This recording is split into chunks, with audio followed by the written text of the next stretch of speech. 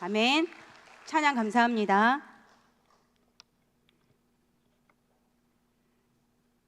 찬양 들으셨지요? 저를 바라보지 마시고 주만 바라보시기 바랍니다. 잠깐 기도하겠습니다. 사랑 많으신 아버지 하나님, 기나긴 무더위와 폭염도 잘 이기게 하시고 견실의 계절 9월을 우리 곁에 허락해 주시니 감사합니다. 오곡이 풍성한 이 가을, 우리 여수 성광교회 성도님들의 삶의 자리와 영혼 육도, 성령의 능력과 은혜 안에서 더욱더 풍성하게 성숙함으로 열매 맺게 하여 주시옵소서. 이제 말씀의 자리로 나아갑니다. 성령 하나님께서 들을 귀와 듣는 마음을 열어주시고 여종에게는 하나님의 말씀이 온전히 선포되도록 마음과 입술을 주장하여 주시옵소서. 우리의 예배를 기쁘게 받아주심을 믿고 감사드리며 역사의 주관자 되시고 생명의 근원 되시는 주 예수 그리스도 이름으로 기도합니다. 아멘. 성광교회 성도 여러분, 주 안에서 평안하십니까? 아멘. 감사합니다. 저는 어떠실 것 같아요? 아멘. 감사합니다. 15,000원짜리 우왕청심원을 먹고 이 자리에 섰습니다. 부족한 저를 말씀의 자리에 세워주신 하나님께 감사드립니다. 목사님들께서 2026년도 목회 사역을 위한 워크숍을 다녀오시고 무사히 복귀하셨다고 합니다. 제가 순서를 맡아 말씀을 대신 전하게 되었는데요. 부족한 중에도 성령 하나님께서 함께하여 주시고 은혜 내려주시기를 원합니다. 사랑하는 성광교회 성도 여러분, 만약 지금 이 순간 예수님을 만날 수 있는 단 한 번의 기회, 단 한 가지 소원을 말할 수 있는 기회가 주어진다면 여러분들은 어떤 질문을 하시고 싶으신가요?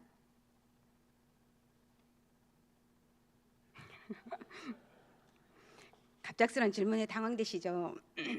네, 오늘 본문인데요. 인생의 마지막 순간을 바라보며 예수님을 향해 오실 그이가 당신입니까? 라고 묻는 사람이 있었습니다. 세례 요한입니다. 아직은 모호해 보이는 질문의 의도가 무엇인지 요한의 일생과 예수님과의 일문일답 Q&A의 과정에서 성도님과 함께 은혜 나누기를 원합니다. 오늘은 역사 공부를 좀 할 건데요. 요한이 처한 시대적 상황을 살펴보면서 요한을 더 깊이 이해하고 공감해 보셨으면 합니다. 구약 말라기와 신약 마태복음 한 장 사이에는 긴 침묵기, 암흑기 시간이 존재합니다. 말라기 이후 예수님이 이 땅에 오신 신약 AD 1년까지 약 400년의 기간입니다. 하나님께서 그 어떤 선지자도 보내지 않고 침묵하신 기간이죠. 과거 아브라함에게 400년 동안 자손들이 이방 나라 타국에서 객이되어 종살이할 것을 미리 예언하셨던 말씀을 기억하십니까? 어느덧 이스라엘 백성들은 애굽 땅에서 큰 민족을 이루었습니다. 때가 참에 하나님은 이스라엘 백성들을 구원하시기로 작정하셔서 가나안 땅으로의 출애굽 대장정의 역사를 이루셨습니다. 그 여호와 하나님이 신구약 중간사인 400년 동안에도 또 무엇인가 이루실 것만 같은 꿈틀거림을 느끼십니까? 저만 그런가요? 폭풍전야입니다. 이 기간 동안의 역사는 이미 다니엘서에 예언된 말씀대로 움직이고 성취되고 있었습니다. 다니엘은 느부갓네살 왕이 꾼 큰 신상 모형이 현재와 미래에 일어날 제국들이라고 해석하였는데요. 순서대로 남유다를 멸망시킨 바벨론 제국, 메데와 바사 제국, 그리고 알렉산더 대왕으로부터 시작해서 프톨레마이오스와 셀리우코스 왕조까지 이어지는 헬라 제국입니다. 셀리우코스 2세 때에는 기독교사적으로도 큰 의미가 있는데요. 헬라어로 번역된 70인역 성경이 발간되어 세계 복음화의 지평을 여는데 큰 기여를 하게 됩니다. 셀류코스 왕조에 대항하여 마카비 혁명으로 100년 자유의 시간을 얻기도 하였습니다만 이때 유대교가 탄생하고 바리새인들이 등장하게 됩니다. 시간이 있다라면 이 부분에 대해서 또 말씀을 드리고 싶은데 없으니 이 부분은 패스하겠습니다. 이후 철의 강국 로마 제국이 세계를 제패하는데요. 예수님이 이 땅에 계시는 동안과 신약에 쓰여진 100여 년간의 역사적 배경은 모두 이 로마 제국 시대를 관통하고 있습니다. 로마 제국은 팍슬 로마나 시대를 맞이하여 정복한 영토를 효율적으로 통제하는 행정력과 도로망, 무역 인프라를 바탕으로 평화와 번영을 누리게 됩니다. 마침내 사람의 손에 의하지 않은 뜨인 돌이 나타나 신상에 발을 쳤더니 라고 나오는 다니엘서 2장 34절 말씀에는 세 개의 제국사들을 무너뜨릴 새 왕국, 바로 예수 그리스도의 출현을 암시하였습니다. 태초에 하나님이 천지와 우주 만물과 인간이 거주하기에 최적의 조건을 갖춘 지상 낙원 에덴 동산을 창설을 하셨죠. 그리고 마지막 날 사람에게 다스리고 번성하고 충만하게 하라고 마지막에 사람을 만드셨습니다. 이 400년 침묵 기간 동안에도 세계사의 물결은 어딘가를 향해 흘러가는데요. 예수님이 이 땅에 오시기 위한 준비입니다. 천지창조는 감히 첫 번째 아담을 위한 준비 기간이었다고 말하고 싶습니다. 출애굽 전 애굽에서의 400년은 이스라엘 민족을 만들기 위한 준비 기간이었고요. 신구약 중간기인 이 400년은 실패한 첫 번째 아담의 시대가 종료되고 영원한 하나님의 나라, 완전하신 두 번째 아담 예수 그리스도를 이 땅에 보내주시기 위해 복음이 세계 열방까지 흘러가도록 복음의 통로와 대로를 여시는 준비 기간이었습니다. 네, 이제 준비는 다 되었습니다. 그런데 예언의 말씀대로 예수님보다 앞서 등장해야 할 사람이 있었는데 그게 누구라고요? 오늘 본문의 말씀 주인공 나와 있죠. 예, 세례 요한입니다. 말씀 세 구절을 한번 연달아 읽어볼 건데요. 말씀 한번 띄워주시겠어요? 이사야서 40장 3절 말씀 다 같이 한번 읽어보도록 하겠습니다.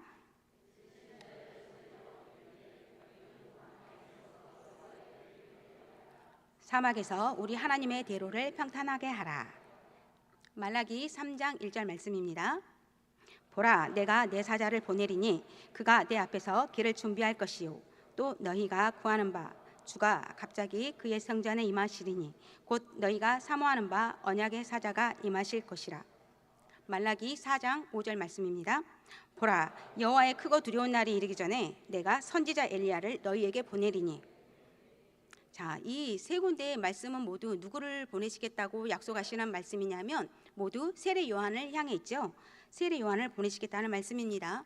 세례 요한의 출생을 보면 그의 부모 사가랴와 엘리사벳은 주님의 모든 계명과 규례대로 흠이 없이 행한 사람이었습니다. 사가랴는 아비야 반열의 제사장이며 그의 모 엘리사벳은 제사장 아론의 후손으로 역시 제사장 가문입니다. 그들은 하나님 앞에 의인이었습니다. 그런데 그들에게 자녀가 없었습니다. 사가랴가 반열의 순서에 따라 제사장의 직분을 감당하던 어느 날 가브리엘 천사로부터 요한이라는 아들을 주시겠다는 계시의 말씀을 받고 예수님보다 6개월 먼저 요한이 태어나게 되는데요. 요한은 명실공히 마지막 선지자일 뿐만 아니라 모세의 율법과 선지자로 명명된 구약 시대가 물러가고 예수 그리스도의 복음의 시대, 신약 시대, 교회 시대, 성령 시대가 활짝 열리게, 그러니까 구약과 신약을 잇는 브릿지 역할을 감당하는 사명자였습니다. 요한은 주로 광야와 빈들에서 생활하였는데요. 흡사 선지자 엘리야의 모습처럼 낙타 털옷을 입고 허리에 가죽띠를 띠고 메뚜기와 석청을 먹으며 청빈한 삶을 살았습니다. 요한의 사명은 주님 오시기를 예비하는 일, 즉 회개하라, 천국이 가까이 왔다라고 외치는 일이었습니다.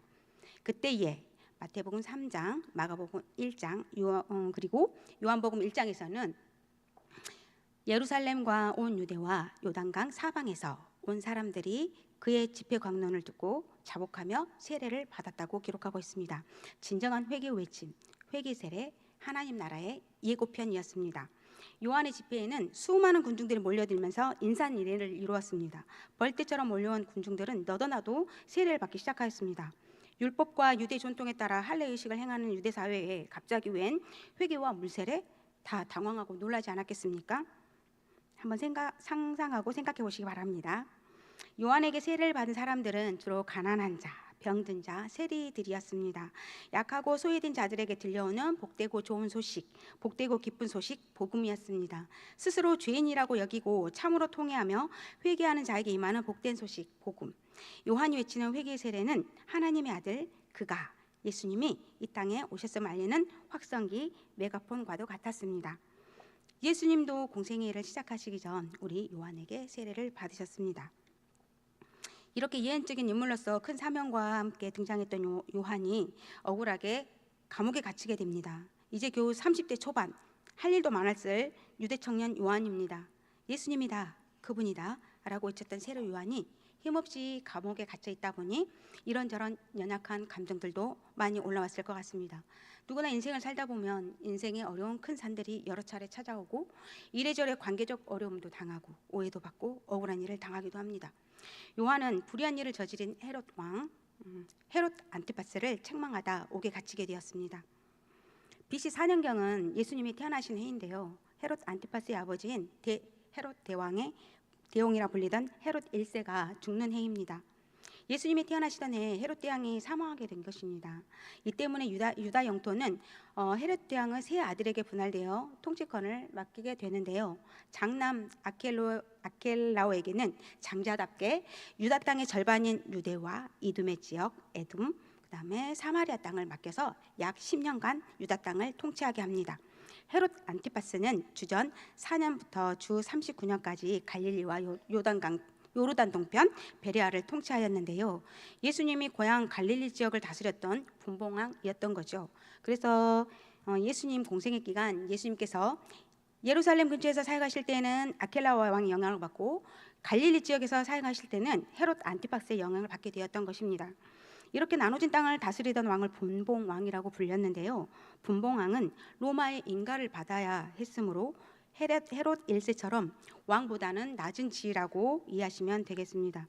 그리고 세 번째 아들 빌립은 갈릴리 북동부가 주어졌습니다. 우리가 잘 아는 가이사라 빌립보 지역인데요. 분봉왕 헤롯 빌립이 티베리우스 황제 디베로 가이사라고 부르죠.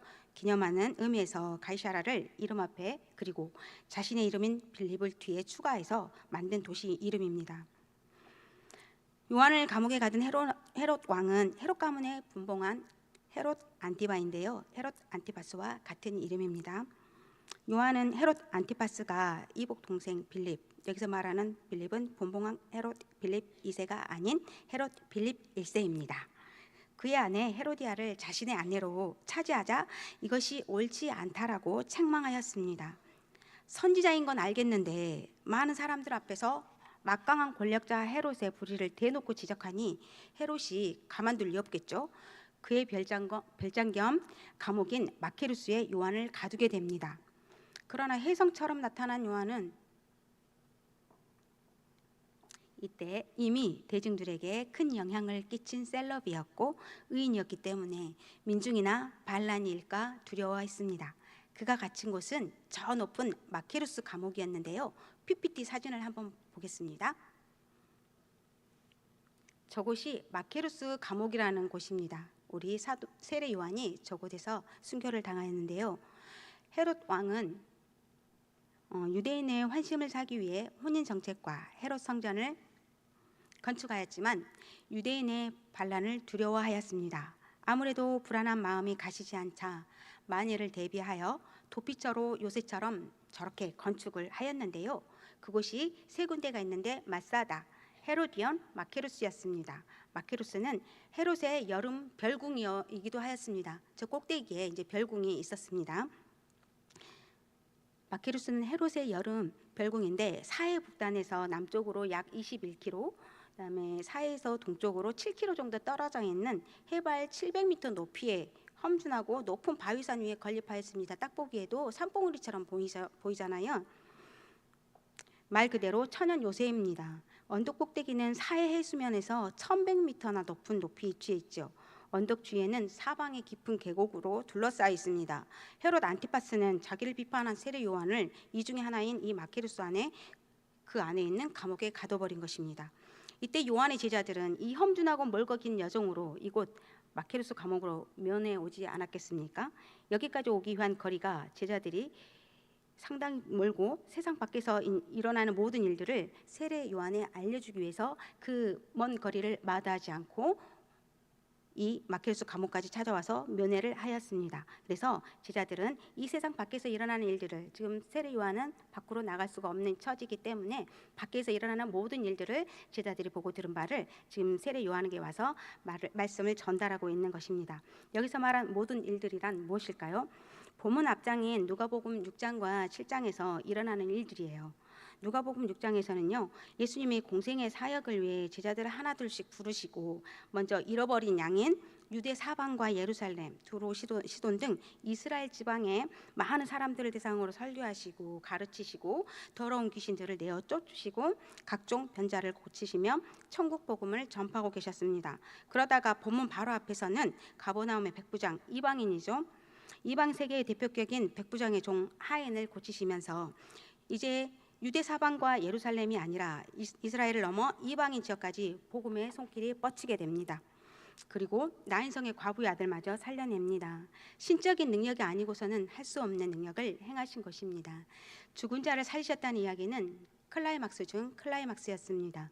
요한의 제자들이 옥에 갇혀 있는 요한에게 지금 세상 밖에서는 이러한 일들이 예수님에 의해서 일어나고 있다라고 전해주고 있습니다. 제자들이 전해주는 이 모든 이야기를 듣고 나는 요한은 그럼 너희들이 예수님께 다시 가서 오실 그이가 당신이 맞습니까? 라고 여쭤보고 오라고 전달하였습니다. 감옥에 갇혀 죽기만을 기다리는 요한이 마지막으로 묻고 싶은 질문이 이것이라니, 이 순간에 하고 많은 질문 중에서 오실 그이가 당신입니까? 라고 묻는 이유는 무엇일까요? 세 가지로 요약해 보겠습니다. 첫 번째, 요한은 지금까지 걸어온 사명자로서의 책임과 의무가 성실하게 잘 이행되었는지 사명의 재확인이 필요했습니다. 제자들이 이 말씀을 전한 이후 묻는 질문이었기 때문입니다. 심장이 뛰고 벅찼을 것 같습니다. 요한은 선지자로서 예수님 오시기를 준비하고 하나님의 나라를 꿈꾸었던 사람입니다. 오로지 그의 관심은 예수님과 하나님의 나라였다는 사실을 이 질문을 통해서 명확히 알 수 있게 됩니다. 그가 하나님 나라에 관심이 있었기에 자신의 목숨이나 안위보다 예수님의 존재에 깊은 관심을 가졌던 것입니다. 이 절체절명의 순간에 진짜 그는 누구일까? 그가 메시아가 맞는가? 아니면 희대의 사기꾼인가? 죽음 앞에서 이런 질문을 던질 수 있었던 것은 예수님을 놓은 것도 아니요, 믿음이 흔들리는 것도 아니라 사명자로서의 책임과 의무를 담대히 맞을 수 있는 용기를 얻고자 함일 것입니다. 저분이 세상 죄를 지고 가는 하나님의 어린 양이다. 나는 물로 세례를 베풀지만 내 뒤에 오시는 분은 성령과 불로 세례를 베풀실 분이야. 그가 정말 예수님 메시아가 맞아? 라는 질문은 사실 요한이 가지고 있는 생각이었지만 세상 밖에서는 모든 사람들은 어떤 질문을 하기를 원했냐면 그가 메시아 맞아? 진짜야? 사실이야? 이렇게 질문을 던지고 싶었습니다. 사복음서 내내 대제사장과 서기관들과 바리새인, 사두개인 또 대중들은 끊임없이 예수님을 쫓아다녔지만 예수님을 증명해 보이라고 했단 말입니다. 요한은 자신의 사명에 대한 예수님의 증언이 필요했습니다. 그러나 예수님은 끊임없이 또 말하고 계셨습니다. 그가 나다. 못 믿겠거든. 내가 하는 일을 보고서라도 믿어라. 우리에게도 말씀하십니다. 성경 말씀을 말씀대로 믿고 계십니까? 두 번째는 자기 정체성과 내적 확증으로 믿음을 지키기 위함입니다. 갈대처럼 흔들리는 믿음이 아니라 연약한 인간이었던 요한에게조차 예고 없이 찾아온 죽음 앞에 흔들리지 않고 믿음을 지키기 위함이었습니다. 밤낮 없이 수고하고 헌신한다고 하였지만 인생은 우리의 뜻대로 되지 않았습니다. 또 되지도 않습니다. 아무도 도와주는 이도 없습니다. 모든 인생들은 죽음 앞에서 두렵기 마련입니다. 요한이라고 그렇지 않았겠습니까? 우리 예수님도 인생을 가지고 오신 사람이었기 때문에 겟세마네 동산에서 고뇌하셨습니다. 요한은 예수님의 공생의 기간 동안 보여주실 모든 사역을 보지 못하고 죽음을 맞이하는 처지였기 때문에 그 믿음을 더 견고히 하고자 예수님께 마지막으로 묻고 싶었던 것입니다. 예수님을 위해 아낌없이 쏟아부었던 헌신과 열정이 결코 헛되지 않았다는 내적 확신과 예수님이 메시아라는 흔들리지 않는 믿음의 확신입니다. 환경의 지배를 받는 인간적인 모습과 한계는 우리를 넘어지고 좌절하게 하지만 주님을 믿고 따르는 일과 부르심에 후회하심이 없다 하시기로 우리는 오늘도 그 길을 주님과 함께 걸어가고 있는 것 아니겠습니까? 세 번째는 자신의 제자들에게도 믿음의 확신을 심어주기 위함이었습니다. 요한 스스로 확신이 서지 않으면 제자들에게 믿음을 심어줄 수가 없습니다. 비록 자신의 사명은 여기까지기에 남겨질 자신의 제자들이 이 일로 믿음이 떨어지거나 시험에 빠지지 않게 하기 위함입니다. 예수님의 제자들도 예수님이 로마 군병들에게 붙잡히시고 십자가에 달리시자 다 떠나가지 않았습니까? 그동안 그 당당하게 외치는 요한의 소리는 온데간데 없고 힘없이 옥에 갇혀 죽음을 맞게 되는데요. 이로 인해 제자들이 약해지거나 돌아서지 않도록 믿음을 굳건히 하고자 예수님께 직접 그 답을 듣고 오라는 것이었습니다. 자신의 제자들이었던 안드레와 요한 등 제자들이 예수님을 따를 때에도 화를 내거나 감정을 드러내지 않던 세례 요한입니다. 세상 죄를 지고 가는 하나님의 어린 양이라고 가감없이 알려준 장본인입니다. 그러니 진짜 그분이 그리스도시고 메시아야, 예수님을 따르라고 말입니다. 요한의 제자들은 그 말씀을 듣는 순간 지금 세상에 와 계신 분, 우리 앞에 계신 그분이 메시아라는 사실을 제자들이 듣고 믿고 안심하였을 것 같습니다. 예수님은 답변하셨습니다. 예스나 노로 답해도 될 텐데 굳이 장황하게 말씀하십니다. 본문의 말씀 아까 다 읽어보셨지요? 이사야서를 인용한 말씀입니다. 저희 다 같이 누가복음 7장 21절에서 22절 말씀을 함께 읽어보도록 하겠습니다. 21절. 마침 그때에 예수께서 질병과 고통과 및 악귀 들린 자를 많이 고치시며 또 많은 맹인을 보게 하신지라. 예수께서 대답하여 이르시되 너희가 가서 보고 들은 것을 요한에게 알리되 맹인이 보며 못 걷는 사람이 걸으며 나병 환자가 깨끗함을 받으며 귀먹은 사람이 들으며 죽은 자가 살아나며 가난한 자에게 복음이 전파된다 하라. 아멘. 본문 말씀 7장 18절에서 요한의 제자들이 세상 밖에서 일어나고 있는 이 모든 일이라고 말한 그 일들이 바로 예수님이 하시고 계신 일들이라고 22절 말씀을 보고 들은 것이 또한 예수님이 하신 일들이라고 그 말씀을 제자들이 보고 들은 된 일을 믿고 요한에게 그 말씀을 그대로 전달하라고 말씀하십니다. 오실 그이가 바로 나 맞다 라고 들리지 않습니까? 그렇다면 제가 말씀드리고 싶은 말씀을 잘 이해해 주신 것 같습니다. 예수님은 행하신 모든 일이 아버지께서 보낸 아들, 그가 그라고 말씀을 인용하셔서 확증시켜 주셨습니다. 우리 예수님의 대응 방식입니다. 광야에서 시험 받으실 때에도 말씀으로 물리치셨고 그 아무리 말빨 센 서기관들과 바리새인이라도 예수님의 말씀 앞에서는 꿀먹은 벙어리가 되었습니다. 쐐기를 박는 마지막 말씀 23절입니다. 23절.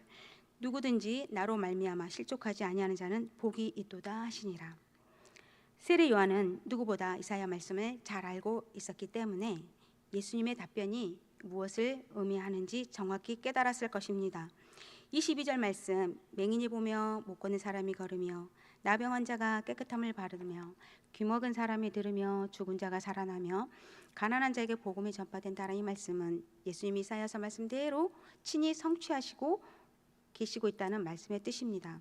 이것은 요한의 제자들이 직접 보고 들은 사항이고 세례 요한에게 전달했던 사항이며 또 예수님께 확인받아서 그대로 전달하라고 들은 말씀이기도 하죠. 거짓이 아닙니다. 요한은 예수님에 대해 증거하였고 열심히 증거한 요한에게 보란 듯이 예수님께서는 그가 바로 나라는 사실을 친히 증언해 주셨습니다. 제자들이 전해준 말들을 믿어라. 보고 들은 거 된 일이 모든 것이 그가 나라고 증명해 주지 않느냐. 우리가 주님의 뜻을 구하고 주님 뜻대로 살기 위해 발버둥 치신다면 주님은 절대로 외면하지 않으십니다. 우리를 위해 사랑하는 외아들 예수 그리스도를 십자가에 내어주신 그분이 주님의 뜻을 구하는 우리에게 뱀을 주며 전가를 주시겠습니까? 또 그가 그인 줄 알 수 있는 것은 없을까요? 요한복음 5장 19절 말씀입니다. 다 같이 한번 읽어보겠습니다.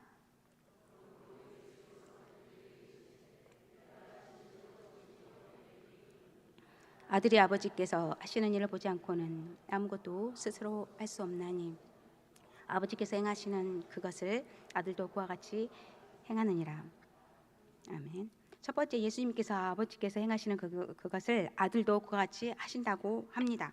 성자 예수님은 창조 이전부터 성부 아버지가 하시는 일을 보셨고 또 모든 일에 함께 하셨습니다. 예수님조차 아버지의 뜻이 아니고서는 스스로 결정해서 하신 일이 없으시며 아버지의 뜻에 따라 높고 높은 하늘 보좌를 버리시고 이 땅까지 내려오셨다가 아버지의 뜻대로 주기까지 순종하시고 온부에까지 내려가셨습니다. 빌립보서 2장 6절 말씀처럼 그는 근본 하나님의 본체시나 하나님과 동등됨을 취할 것으로 여기지 아니하셨습니다. 그분은 본체 하나님이시죠. 성자 예수님으로 계시는 동안에는 하나님과 동등됨을 여기지 아니하시고 철저하게 아버지 말씀에 순종하셨습니다. 두 번째, 그가 나다 에고엠이 I am who I am이라고 말씀하십니다. 그가 나다라는 말씀은 사복음서 곳곳에서 예수님이 하나님이고 하나님이 예수님이시라는 사실을 말씀하고 있습니다.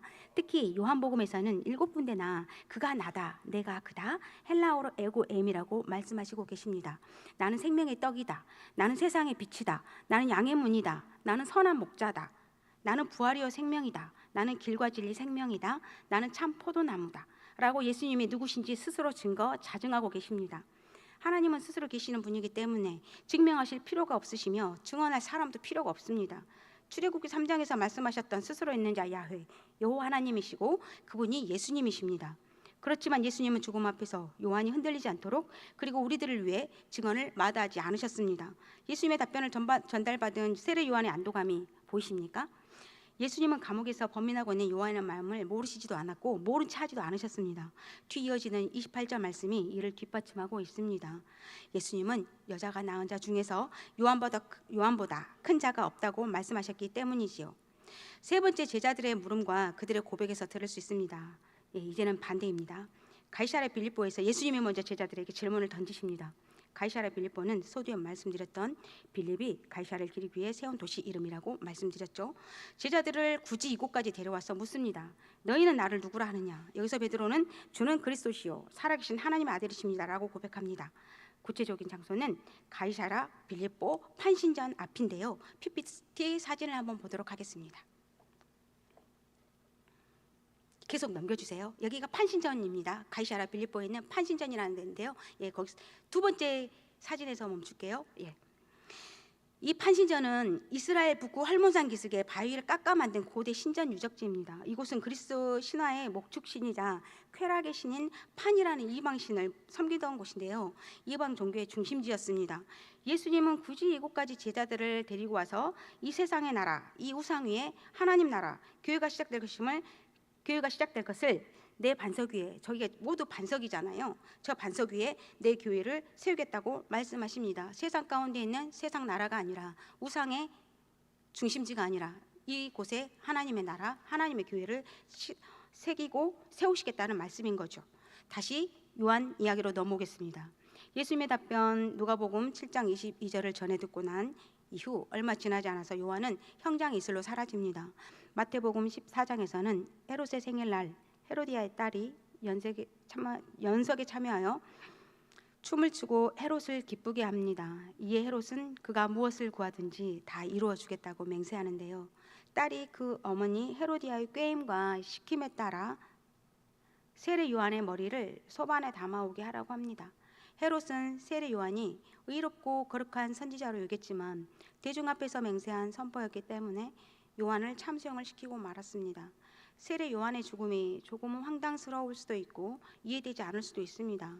그러나 요한은 하나님 앞에서 굽어짐 없이 거룩하게 구별된 삶을 살았고 예언대로 숭고하게 죽음을 맞았습니다. 예수님이 인정해 주셨고 자신은 사명에 충실했습니다. 이거면 충분하지 않습니까? 그렇죠? 저는 더 노력을 해야 될 것 같습니다. 세상에서 누릴 수 있는 많은 영광을 구하지 않고 예수님을 위해 인생을 바친 그 영혼이야말로 겸손한 사람임에 틀림없습니다. 마가, 누가, 요한복음에서는 그는 예수님의 신발끈을 풀기도 감당하지 못하겠다고 말씀하였습니다. 그가 비록 계시의 말씀을 받고 엘리야와 같은 선지자 칭호를 받았지만 스스로를 높이지도 않았습니다. 예수님에 대해 그는 흥하여야 하겠고 나는 쇠하여야 하리라 라고 했던 요한의 말씀을 생각해 보시면 이해가 될 것 같습니다. 사랑하는 여수성강교회 성도 여러분, 지금 우리의 관심은 어디에 있습니까? 부입니까? 명예입니까? 자녀입니까? 아니면 생활의 염려입니까? 다윗은 시편 27편 4절에서 이렇게 고백합니다. 9절을 다 함께 읽어보겠습니다. 내가 여호와께 바라는 한 가지 일, 그것을 구하리니 곧 내가 내 평생에 여호와의 집에 살면서 여호와의 아름다움을 바라보며 그의 성전에서 사모하는 그것이라. 아멘. 다윗은 하나님을 향한 예배와 성전을 사모하는 열정이 하나님의 마음에 합하여 영원한 나라, 왕위를 약속받았습니다. 솔로몬은 자기 백성을 정의롭게 재판할 지혜를 구했더니 역사상 전무후무한 부와 명예를 소유하게 되었습니다. 꼭 부와 명예를 구하라는 것은 아닙니다. 먼저 그의 나라와 그의 의를 구하십시오. 반드시 보여주시고 알려주시고 이루어 주실 것입니다. 모든 필요를 아시는 하나님이 흔들어 넘치도록 부으시고 채워주실 것입니다. 그렇다면 지금 우리가 해야 할 일은 무엇일까요?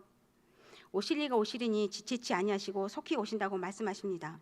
다시 오실 주님을 기다리고 사모하는 마음으로 은혜의 시대, 교회 시대에 더욱더 교회를 사랑하고 공동체를 사랑하시는 여러분들이 되시기를 예수님의 이름으로 축원합니다. 10명의 종들에게 각각 한 문화씩 맡기고 먼 나라로 떠났던 귀인이 있었습니다. 그리고 각각 다른 달란트를 역시 맡겨두고 떠났던 주인이 있었습니다. 분명히 그 귀인과 주인은 다시 오십니다. 그분이 오시는 그날 반드시 보상해 주실 것입니다. 메네메네 데겔 우바르신, 달아보니 부족함이 보였다가 아니라 우리 모두에게 똑같이 주어진 한 문화 같은 인생에 분량대로 맡겨진 각자의 달란트인 맡겨진 몫을 충분히 잘 감당하셔서 칭찬받는 여수성광교회 가족들이 되시기를 예수님의 이름으로 축원합니다. 감사합니다. 잠깐 기도하겠습니다. 좋으신 아버지 하나님, 오늘 함께 나눈 말씀을 통해 우리가 믿는 예수님이 참이시고 진리이신 것을 믿고 확신 가운데 거하는 성광 공동체가 되게 하여 주시옵소서. 돌아가는 발걸음도 인도하여 주시고 남은 한 주간 승리할 수 있도록 여수 성광 공동체 성도님들과 병상에 계신 이들을 지켜 보호하여 주시옵소서. 감사드리며 지금도 살아 역사하시는 예수님의 이름으로 기도합니다. 아멘.